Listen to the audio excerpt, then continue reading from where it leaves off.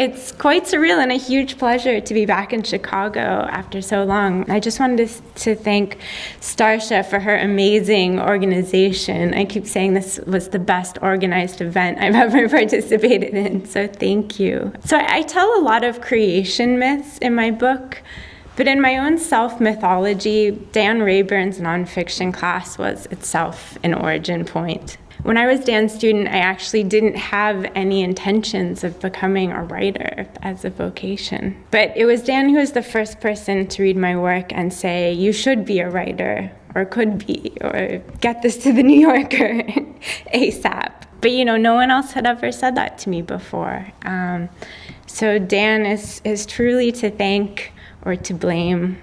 So in my book, Accidental Gods, I actually have 3 different people who went to the University of Chicago and then ended up unwittingly hailed as divine. And tonight I'm proposing a 4th, and that's Elaine Wang.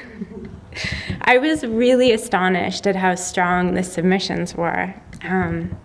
I think the level of sophistication of writing is probably way beyond whatever we were doing in your first class all those years ago. But Elaine's essay, The Overspill, stayed with me because I had the sense that I was reading only the beginning of something epic.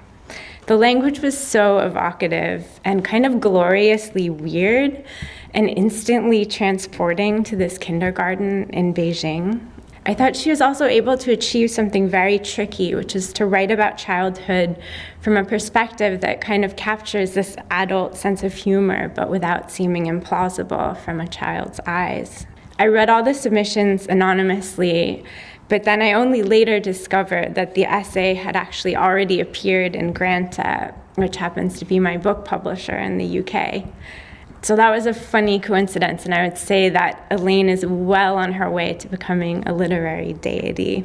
So, Elaine L. Wang grew up in Beijing, received her BA in Humanities from Yale University, and is an incoming PhD student in the Committee on Social Thought.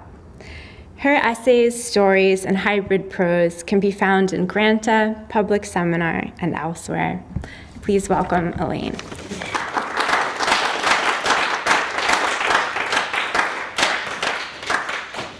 Thank you, Annadella. It's a terrifying pronouncement, but I'm very honored to be here. And very briefly, I just want to thank Rachel Cohen, with whom I worked on this piece, and whom I'm glad to learn from every day.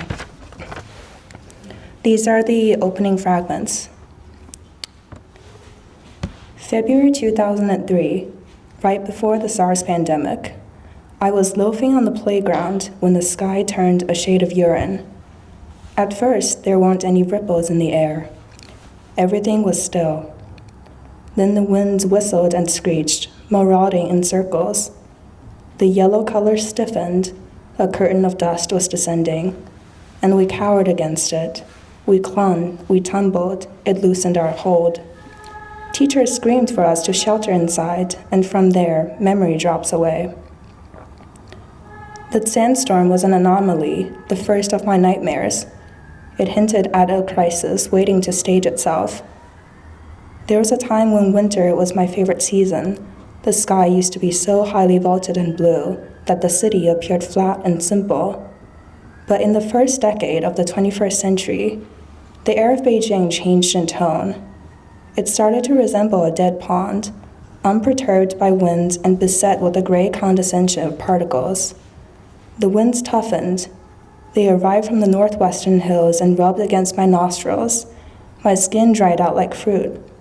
I compulsively drew chimneys on houses, blaming them for belching out smoke, though I don't recall seeing one in real life.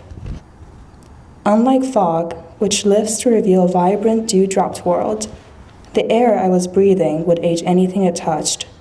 The effect was comparable to the plague winds of the 19th century, which John Ruskin described as a concentration of dead men's souls, fleeting hither and thither. To him, the worst thing about pollution was that it blanches the sun, instead of reddening it.